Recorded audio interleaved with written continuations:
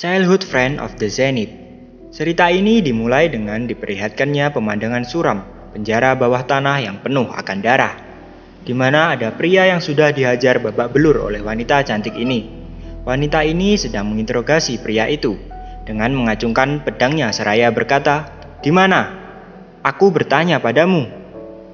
Pria itu menghela nafas dan berkata dalam hatinya, "Siapa sangka bahwa wanita murid keturunan langsung Sang Sword Supreme ini adalah seseorang yang begitu kuat, sampai dia mampu membunuh ratusan manusia demonik hanya dengan satu serangan." Divine Blade Wi Seol Ah, orang yang membunuh Sang Heavenly Demon, yang menyebabkan perang besar Orthodox Demon. Wi Seol Ah pun menarik kerah pria itu dan melanjutkan perkataannya. "Aku yakin kau tahu kemana sisa-sisa manusia demonik menghilang. Jika kau merasa bersalah sedikit pun..." Saat Wi Seol Ah menarik kerahnya, pria ini berkata dalam hatinya, "Aku memang tahu, tapi aku tidak bisa berbicara. Pita suaraku putus dan belenggu ini menghentikanku." Saat itu pun Wi Seol Ah meneteskan air matanya dan berkata lagi, "Kesempatan terakhir. Semua orang ingin kau mati, tapi jika kau bersedia membantu, aku akan usahakan sebisaku untuk menyelamatkanmu." Tangisannya pun semakin menjadi. Dengan sesegukan dia memohon kepada pria itu. Melihat pemandangan itu pun, pria ini berpikir, apakah karena rasa benci yang dia miliki terhadap manusia demonik yang tidak bisa dia tangkap? Mungkin begitu, tapi lebih kemungkinan karena Meteor Blade Jang Seonyeon, tunangan dia, yang diculik oleh para manusia demonik. Sungguh konyol. Wanita yang paling kuat dari siapapun di dunia jadi segelisah ini hanya karena seorang pria. Melihat si pria ini tertawa, Wi Seol Ah pun marah dan membantingnya ke tanah dan berkata, "Andai aku tahu ternyata kau sekeji ini, aku pasti sudah membunuhmu saat pertama kali bertemu denganmu. Aku sangat menyesal tidak melakukan itu." Dengan melihat wajah Wi Seol Ah, pria ini berpikir, pertama kali kita bertemu, dia pikir itu kapan? Kemungkinan berbeda dari apa yang kuingat. Kapan semuanya jadi berubah ke arah yang salah? Aku adalah pengkhianat yang menusuk hidup banyak orang dari belakang dan berpihak pada manusia demonik. Benar juga. Aku yakin ini cuma karma yang sedang membalasku. Saat mengusap air matanya, Wi Seol Ah terkejut dan memanggil nama pria itu seraya berkata, "Gu Yang-chun, apa yang kau lakukan?"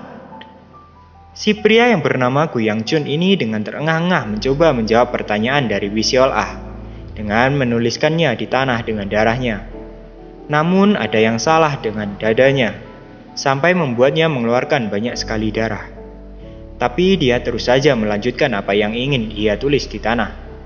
Di dalam hatinya, Gu Yang-chun berkata, "Kutukan yang diberikan kepadaku, jika aku langgar persyaratannya, jantungku akan meledak dan membunuhku. Heavenly Demons Demonic Art." Isi persyaratan yang ada di dalam kutukan itu adalah jangan mengkhianati kultus demonik. Saat Gu Yang-chun masih berusaha menuliskan petunjuk dan mempertaruhkan nyawanya, Wi Seol Ah meneriakinya, "Gu Yang-chun! Gu Yang-chun, bisakah kau mendengarku? Kenapa kau tiba-tiba berdarah? Apa karena kau tak usah menulis lagi?" Jadi, pada saat itu Gu Yang-chun berkata dalam hatinya, "Aku bahkan tidak bisa mendengar dia dengan jelas lagi. Bagaimana kalau ku bilang padamu bahwa aku dijebak, bahwa itu bukan atas kehendakku? Apa dengan begitu kau akan percaya?" Mana mungkin. Aku punya banyak alasan untuk dikatakan, tapi sekarang sudah terlambat. Tak ada gunanya lagi. Tamatlah diri. Dan tiba-tiba saja jantung Gu Yang-chun meledak. Kutukan yang ditanamkan Heavenly Demon itu langsung membuatnya tak bernyawa. Dalam detik-detik akhir hidupnya, Gu Yangjun berpikir, kenapa aku menjalani hidup seperti ini? Setelah itu, kilas hidupnya pun diperlihatkan, di mana ada seorang wanita sekarat yang mengelus pipinya seraya berkata, "Kakak, bahagialah." Di saat yang sama, Wisiol Ah masih berusaha memanggilnya untuk sadar.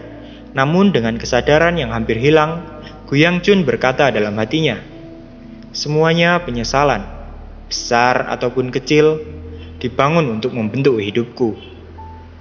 Dan diperlihatkan kembali masa lalunya, di mana dia bertemu dengan wanita lainnya yang sudah sekarat, di mana kedua matanya sudah terluka.